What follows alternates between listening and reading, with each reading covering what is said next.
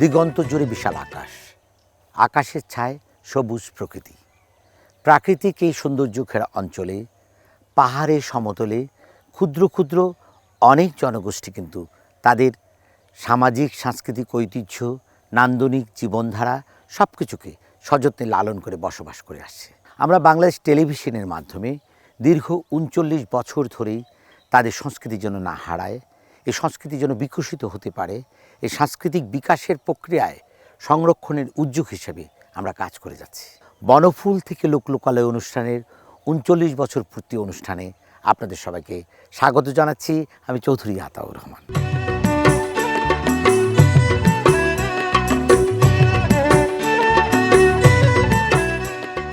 আমরা দীর্ঘ ৪ দশক ধরে অনেক চেষ্টা করে এই ক্ষুদ্র নৃগোষ্ঠীর বর্ণিলতা, নান্দনিকতা এবং বৈচিত্র্য বৈশিষ্ট্য যেন না হারায় এই প্রচেষ্টা অব্যাহত রেখেছি। আগামী ৬ জানুয়ারি এই প্রচেষ্টার ৩৯ বছর পূর্তি। এই ৩৯ বছর পূর্তিতে আমরা অনেক পথ অতিক্রম করেছি। আমরা সাজিয়েছি এসব পর্ব নিয়ে অনুষ্ঠান।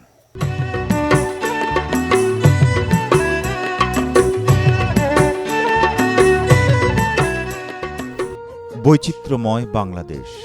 বৈচিত্র্য এর প্রকৃতিতে, বৈচিত্র্য রয়েছে ঋতুতে, বৈচিত্র্য রয়েছে মানুষে, ধর্মে, মননে, সংস্কৃতিতে। এইসব বৈচিত্র্য মিলে একটি শব্দ বাংলাদেশ, অনন্য এক দেশ। বাংলাদেশের উত্তর ও উত্তর পূর্বাঞ্চল এবং দক্ষিণ পূর্বাঞ্চলের বিশাল এলাকা জুড়ে বাস করে নানা নৃতাত্ত্বিক জনগোষ্ঠীর মানুষ। সাঁওতাল, ওঁরাও, মুন্ডা, মাহলে, মালো, মাহাতো, পাহাড়িয়া, গারো, হাজং, কোচ, বানাই, হদি, মণিপুরী, খাসি। এদের বাস বাংলাদেশের উত্তর ও উত্তর পূর্বাঞ্চলের বিস্তীর্ণ অঞ্চলে।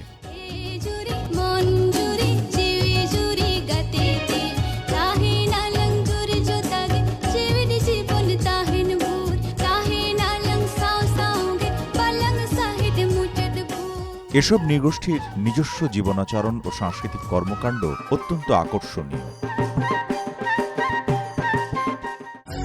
আমি আমলা জাতিতে আছে নানা রংলা প্রীতি, ভগবানে দিছে আমাকে কত রংলা কৃষ্টি, ও কত রংলা কৃষ্টি। আমি আমলা জাতিতে আছে নানা রংলা প্রীতি।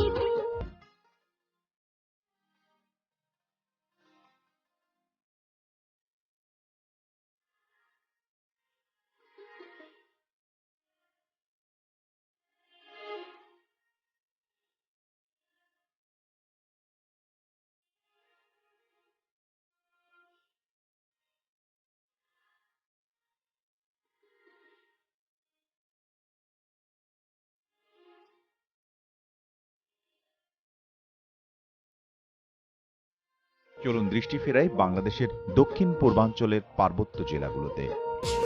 সমৃদ্ধ প্রকৃতির কোলে এখানে বাস করে চাকমা, মারমা, ত্রিপুরা, নো, বম, পাংখোয়া, লুসাই, খুমি, খেয়াং, চাক, এমনই আরও অনেক ক্ষুদ্র জনগোষ্ঠী।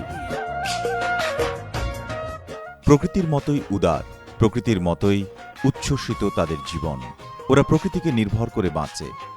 প্রকৃতি বিলিয়ে দেয় তার সম্পদ তার সন্তানদের অবারিতভাবে।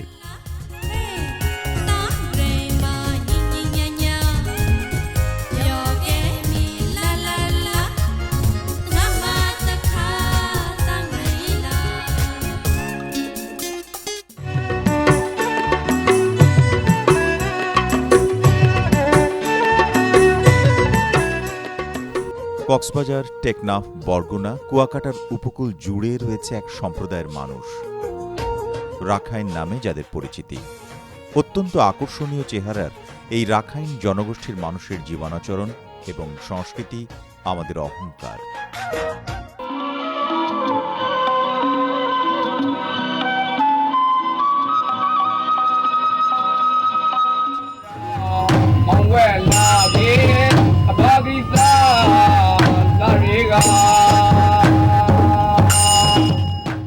পার্বত্য এলাকার যে একটা সংস্কৃতি আমাদের এই বাংলাদেশের সংস্কৃতিতে একটা নতুন মাত্রায় সংযোজন হয়েছে।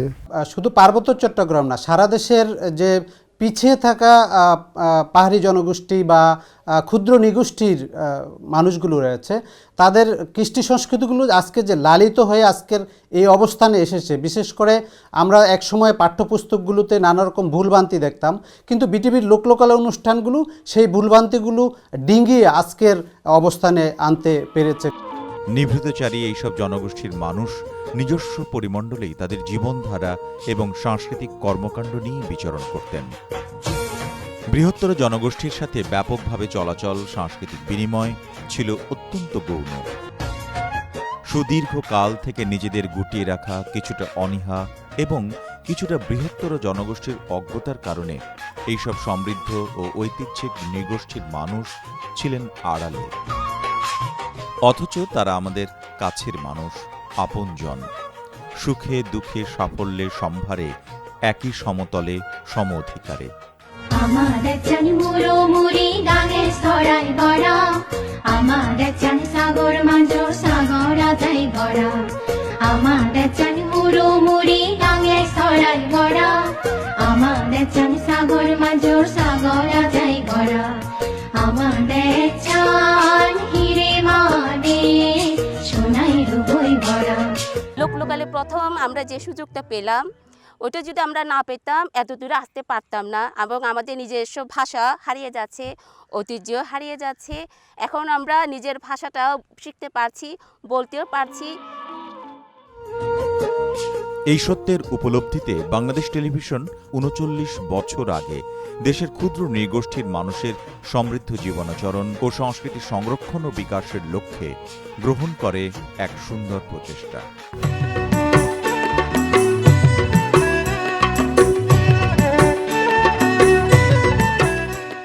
এখানকার সাংস্কৃতিক উন্নয়ন, পারস্পরিক যোগসূত্র সব কিছুর মূলেই আমি মনে করি এই লোকালয় একটি সুদূর প্রসারী কাজ রেখেছে।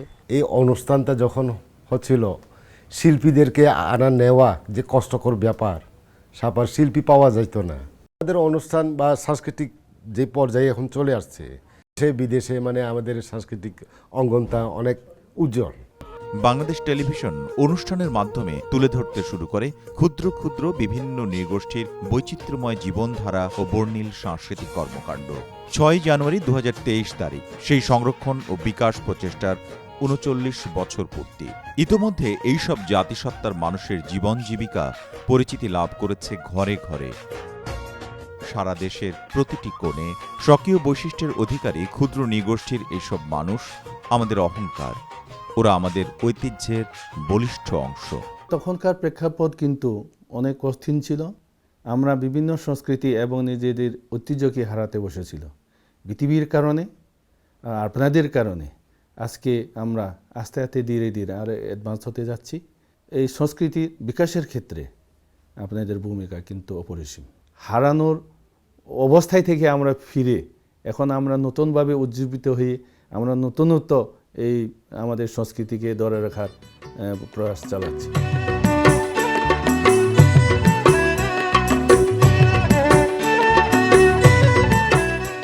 এই বনফুল যখন প্রথম শুরু হয়, তখন পার্বত্য চট্টগ্রামের লোকজন একটা উপজাতি আর একটা উপজাতির সাথে আরও যোগাযোগ ছিল না। এই বনফুল এবং লোকালের মাধ্যমেই ওদের সাথে যোগাযোগ শুরু হয় এবং একে যেমন মারমারা চাকমা দেখে চাকমারা, কুমি দেখে কুমিরা, তন্ত্রিঙ্গাতে দেখে, মানে বিভিন্ন সম্প্রদায়ের লোকজন একজন একজনকে চিনত না। তখন যেই শুরু হয়েছে আর এখন বর্তমানে যে অনেক অনেক উন্নত। এবং এখানে আমি বলবো এই যে 3 পার্বত্য চট্টগ্রামের এই সাংস্কৃতিক অঙ্গনে কৃষ্টি সংস্কৃতিতে অনেক অনেক ভূমিকা রেখেছে এবং এটা ভবিষ্যতে আরও ভূমিকা রাখবে আমি আশা করি। আজ থেকে ৩৯ বছর আগে ক্ষুদ্র নৃগোষ্ঠীর সংস্কৃতির সংরক্ষণ ও বিকাশ করার উদ্যোগের বাস্তবায়ন ছিল অত্যন্ত কঠিন এক কাজ। বহির্দৃশ্য চিত্রায়নের সুবিধা ছিল খুব সীমিত, তাই দুর্গম অঞ্চল পেরিয়ে ক্ষুদ্র নৃগোষ্ঠীর মানুষের সাথে যোগাযোগ করা তাদের আস্থা অর্জন করা, সর্বোপরি ভাষাগত ব্যবধান ঘুচিয়ে শিল্পী অংশগ্রহণকারীদের বিটিভির স্টুডিও পরিমণ্ডলে এনে অনুষ্ঠান করতে হতো। দুঃসাধ্য হলেও এই উদ্যোগ থেমে থাকেনি। পার্বত্য এলাকার যে ঐতিহ্যবাহী একটা সাংস্কৃতিক বৈশিষ্ট্য আছে, যে ভাষা আছে, কারণ 11টা ভাষার কিন্তু এখানে আমাদের সংস্কৃতি আছে, তার মানে বিভিন্ন ধরনের খুবই কালারফুল আমাদের বৈশিষ্ট্যটা, সেগুলো যখন আমাদের এই টিভির মাধ্যমে, এই বনফুলের মাধ্যমে, লোকালয়ের মাধ্যমে যখন সারা বাংলাদেশে ছড়িয়ে গেছে, অনেকেই এই সম্পর্কে ধারণা ছিল না। সেটা সম্পর্কে তাদের ধারণা হয়েছে। আমরা আমাদের এই ঐতিহ্যবাহী সংস্কৃতিকে আরও সবার সামনে, মেইন স্ট্রিমের সামনে তুলে ধরার মতো একটা সুযোগ পেয়েছি। আমি মনে করি আমাদের সংস্কৃতি চর্চার জন্য এটা আমাদের অনেক বড় একটা অবদান রেখেছে। বিশেষ করে বান্দরবনে মুরুং, খিয়াং, এদের তো প্রিমিটিভ জীবনযাত্রা করতো তারা। তাদেরকে এই লোকালয় বনফুলে আস্তে আস্তে সিভিলাইজ করেছে। এখন বর্তমান যে অবস্থানে এসছে, এটা কিন্তু লোকালয়, বিটিভির লোকালয় বনফুল থেকেই আমার মনে হয় এটা এসছে। এখানে আমি একটু উল্লেখ করতে চাই সুরেন্দ্রলাল ত্রিপুরাকে। সলিল রায় রচনা করে সুর দেন সুরেন্দ্রলাল ত্রিপুরা। আমাদের যে পার্বত্য অঞ্চলের যে ক্ষুদ্র নৃগোষ্ঠীগুলো আছে, প্রত্যেককেই কাছে আমার অ্যাপেল, এই ক্ষুদ্র ক্ষুদ্র নৃগোষ্ঠীগুলো স্ব সংস্কৃতিকে ধারণ করা উচিত।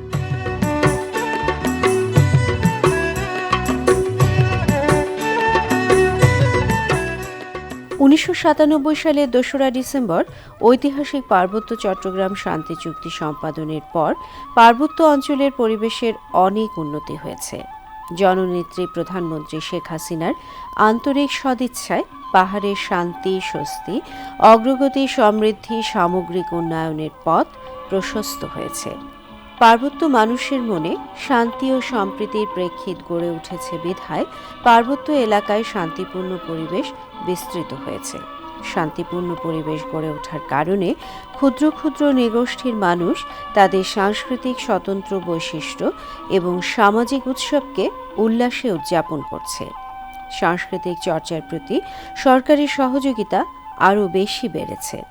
সারা দেশের ক্ষুদ্র নৃগোষ্ঠীর মানুষ তাদের সাংস্কৃতিক জীবনের মূল নির্যাস খুঁজে পেয়েছে। জাতীয় সাংস্কৃতিক পরিমণ্ডলে নিজেদের সক্রিয়ভাবে সম্পৃক্ত করতে সক্ষমতা অর্জন করেছে।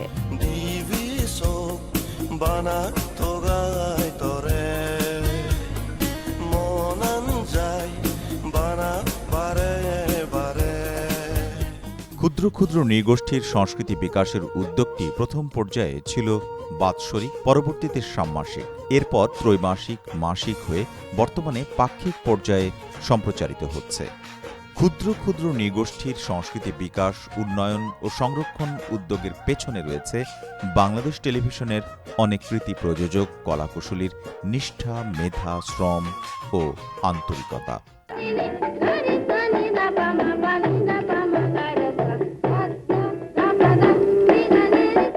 প্রথম টেলিভিশনে গিয়া অনুষ্ঠান করা, তো সেই সুবাদে একটা আলাদা একটা আনন্দ কাজ করছিল।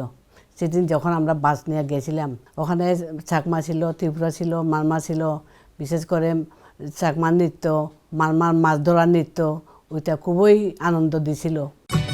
আজ বাংলাদেশের সকল নৃগোষ্ঠীর মানুষের জীবনাচরণ, সমৃদ্ধ সংস্কৃতি প্রতিটি মানুষের কাছে চেনা বিষয়। এইসব জনগোষ্ঠীর মানুষও আজ অনেক সমৃদ্ধ এবং সহজ হয়ে এসেছেন বৃহত্তর পরিমণ্ডলে। এই সাফল্যের প্রচেষ্টায় বাংলাদেশ টেলিভিশন একটি ভূমিকা রাখতে পেরেছে, এই আমাদের অহংকার।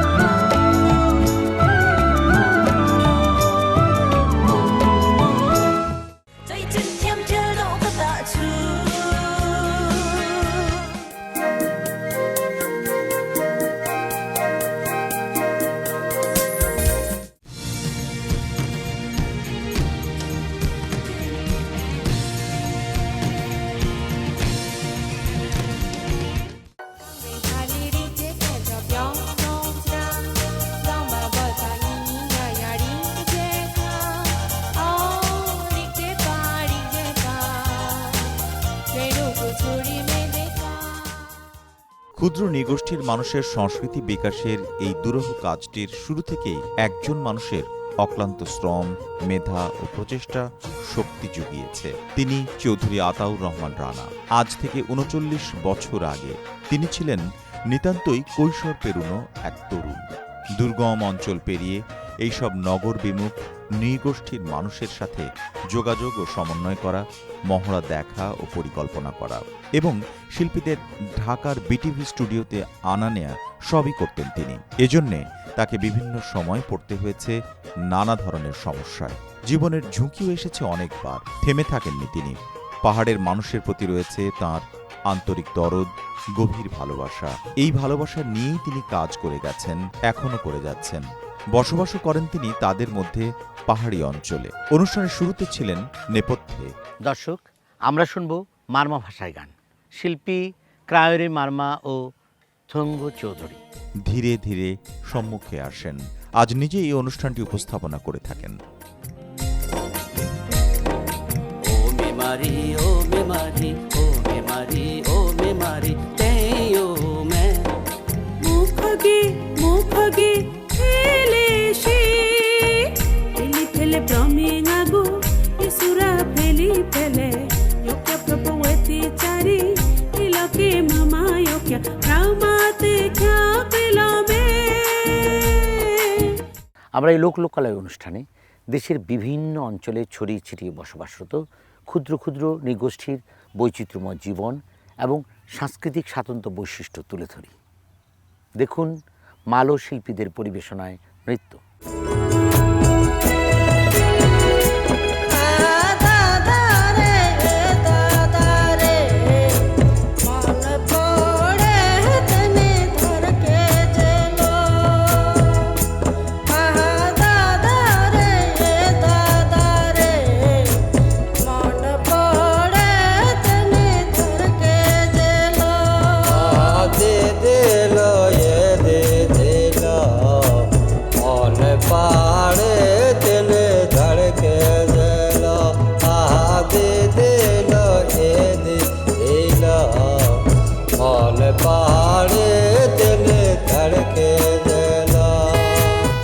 আমরা আজ আপনাদের সঙ্গে পরিচয় করে দেব এমন একটি পরিবারের সঙ্গে, যে পরিবারের মা ছিলেন বনফুল অনুষ্ঠানের শিল্পী এবং আজ লোকলোকালয় অনুষ্ঠানে তার কন্যা কিন্তু শিল্পী হিসেবে অনুষ্ঠান করছেন। চলুন শুনি তাদের কথা। ৩৬ বছর আগের কথা, তখন আমি স্টুডেন্ট ছিলাম, ক্লাস 10-এ পড়তাম। যে আপনাদের একটা অনুষ্ঠান, আপনি এসেছিলেন, আমাদের একটা অনুষ্ঠান হবে এখানকার। তখন এত সুবিধা ছিল না, তো কষ্ট হতো আমাদের ওখানে রেকর্ডিংয়ের সুযোগ ছিল না, আউটডোর শুটিংয়ের কোনো ব্যবস্থা ছিল না। তারপর সে খাগড়াছড়ি থেকে আমরা ঢাকায় গিয়ে ওখানে আমরা শুটিং করেছিলাম। এত চ্যানেল আসার পরে, এত অনুষ্ঠান হওয়ার পরেও কিন্তু এটা কিন্তু এখনও রেস্ট রয়ে গেছে। এখানকার ক্ষুদ্র নৃগোষ্ঠী তাদের সংস্কৃতি সম্বন্ধে জানতে চায়, এই জিনিসটা কিন্তু এখনও খুব ভালো লাগে। অনুষ্ঠানটা করে অনেক ভালো লেগেছে। বান্ধবীদের সাথে প্রোগ্রাম করেছি, এখন মাও করেছে একই প্রোগ্রাম, আমিও করেছি। তখন ছিল বনফুল, আর এখন লোকলোকালয় অনুষ্ঠানটির নাম। আমি যেহেতু চাকমা, তো আমি চাকমা গানের সাথেও চাকমা নৃত্য করেছি। অন্যরা বসেও দেখছে যারা অংশগ্রহণ করতে পারেনি, তো অনেক ভালো লেগেছে। আমিও নিজে দেখেছি টিভিতে আমার অনুষ্ঠানটি। আত্মীয় স্বজন বা এমনি বাংলাদেশি অনেক থাকে বিদেশে, ওনারাও দেখতে পাচ্ছেন। দীর্ঘদিনের যাত্রাপথে এই অনুষ্ঠানের মাধ্যমে অর্জন হয়েছে অনেক। পাহাড়ি জনগোষ্ঠীর সাথে বৃহত্তর জনগোষ্ঠীর মানুষের হৃদ্যতা বেড়েছে পারস্পরিক সৌহার্দ্য, সহমর্মিতা, আদান প্রদান ঘটেছে নান্দনিক সাংস্কৃতিক কর্মকাণ্ডে। বনফুল থেকে লোকালয় অনুষ্ঠানে ক্ষুদ্র নৃগোষ্ঠীর সাংস্কৃতিক কর্মকাণ্ডের পাশাপাশি বিভিন্ন সময়ে প্রতিফলিত হয়েছে তাদের বৈচিত্র্যময় জীবনধারা, উৎসব, বিশ্বাস, অনুভূতি। যখন আমরা বাইরে শুটিংয়ে যাওয়া হতো আলোটিলা বা বিভিন্ন এলাকায় স্পটগুলোতে, তখন অনেক কষ্ট, পর্যাপ্ত গাড়ি ঘোড়া ছিল না। এক পাহাড় থেকে আরেক পাহাড়ে কাঁধে করে যন্ত্রপাতি নিয়ে যেতে হতো। কিছু অংশ খাগড়াছড়িতে শুটিং হতো, আবার কিছু কিছু অংশ ঢাকায় বিটিভিতে রেকর্ডিং হতো। তো এগুলি করতে গিয়ে অনেক আমাদেরকে কষ্ট করতে হয়েছে, কিন্তু এই কষ্টের মাঝেও আমাদের একটা আনন্দ ছিল। দীর্ঘ ৩৯ বছরের যাত্রাপথে অনুষ্ঠানটির নাম বদলেছে বিভিন্নভাবে।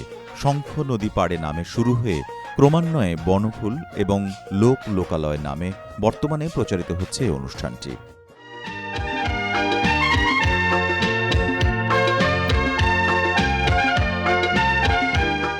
শিরোনাম যাই হোক না কেন, অনুষ্ঠানের বিষয়বস্তু ক্ষুদ্র নৃগোষ্ঠীর মানুষের জীবন সংস্কৃতি।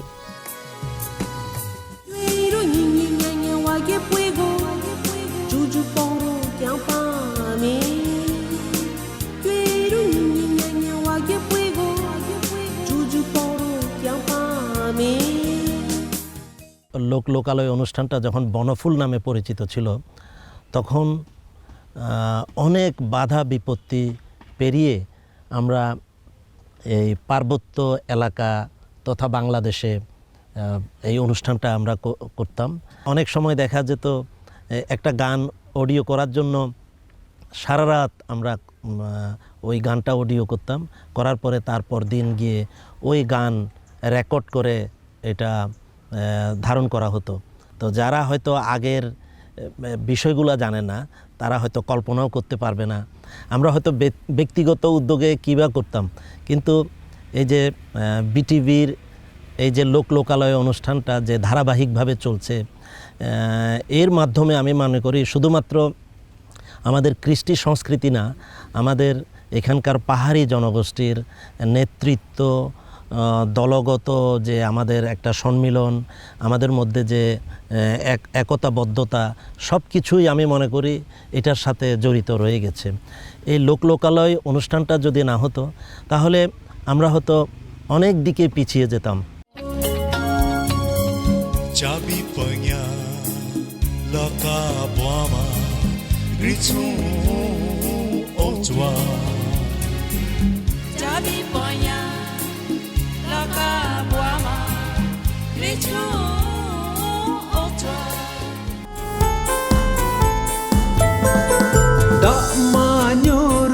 ঝিপির ঝিপির সাকাম হিপির হিপির।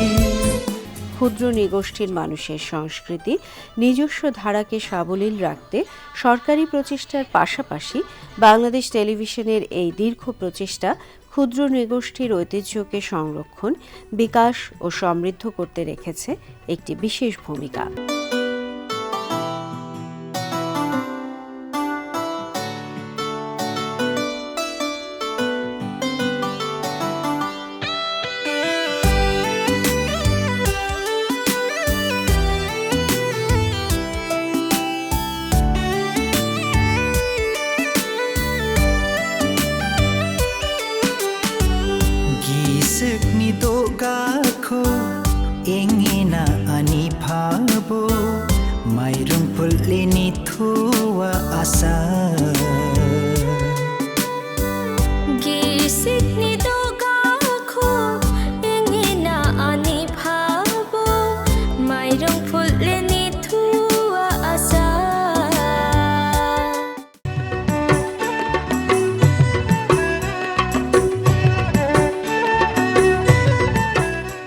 আমরা পিছিয়ে পড়া এই গোষ্ঠী সমূহ সম্প্রদায়, তারা একমাত্র তাদের ভাব প্রকাশ করা, তাদেরকে চেনা, সারা দেশের বাইরে পরিচিত করার একমাত্র পথ ছিল এই বাংলাদেশ টেলিভিশন, বিটিভি। এবং এই জন্য বিটিভিকে ধন্যবাদ জানাই। সুতরাং বিটিভি আমাদের জন্য প্রাণ, বিটিভি আমাদের জন্য আপন, বিটিভিকে নিয়ে আমাদের ভাবনাগুলি, কেন বিটিভি অন্যদের মতন কমার্শিয়াল চিন্তা ভাবনা নাই। এর মধ্যেও আরেকটু কথা বলে রাখি, ইতিমধ্যে মাননীয় প্রধানমন্ত্রীর নির্দেশে মাতৃভাষা লেখাপড়া করার জন্য সরকার উদ্যোগ নিয়েছেন। ইতিমধ্যে 5টি ভাষায় মাতৃভাষা শিক্ষা দেওয়া হচ্ছে, তার মধ্যে হিলির মধ্যে মারমা, চাকমা, ত্রিপুরা, আর সমতলে গারো এবং সাদ্রি ভাষায়। এবং সংস্কৃত, অবশ্যই সংস্কৃতি বিহীন কোনো সমাজ বা জাতি চলতে পারে না। এক্ষেত্রে বিটিভি আরও ভালো ভূমিকা রাখবে। আপনারা যে অনুষ্ঠানটা করছেন এটি অনেক ভালো মান, অনেক সুন্দর, এবং আমরা পার্বত্যবাসীরা আমরা মনে করি এটি একটি মাত্র প্রতিষ্ঠান যেটির মাধ্যমে আমরা আমাদের কথা মন খুলে বলতে পারি, আমাদের সাংস্কৃতিক ভাষাগুলি প্রকাশ করতে পারি। এই জন্য বিটিভি এবং বিটিভির মাধ্যমে যে অনুষ্ঠানটা হয় তাদের সবাইকে আমরা শুভেচ্ছা জানাই, ধন্যবাদ জানাই। বৈচিত্র্যে ভরা আমাদের জনজীবনে এইসব ক্ষুদ্র নৃগোষ্ঠীর জীবনযাত্রা, নান্দনিক সংস্কৃতি যোগ করেছে নতুন মাত্রা। আমাদের জাতীয় সংস্কৃতির সম্ভারকে করেছে সমৃদ্ধ। আমরা এই প্রচেষ্টাকে অব্যাহত রাখব, এগিয়ে নিয়ে যাব।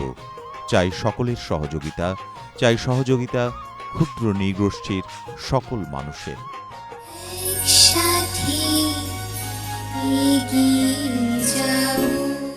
দর্শক, দেখতে দেখতেই আমাদের অনুষ্ঠানের সময় ফুরিয়ে এলো। আমরা আজ আমাদের অনুষ্ঠানে বনফুল থেকে লোকলোকালয়ের সে 39 বছরের যাত্রাপথের নানা কিছু তুলে ধরেছি। এই অনুষ্ঠান আপনাদের কতটা ভালো লেগেছে জানি না, তবু এই অনুষ্ঠানের মাধ্যমে আমরা আনন্দ দিতে চেষ্টা করেছি। আগামী অনুষ্ঠান দেখার আমন্ত্রণ জানিয়ে বিদায় নিচ্ছি। আপনারা সবাই ভালো থাকুন, যে যেখানে থাকুন নিরাপদে থাকুন। খোদা হাফেজ।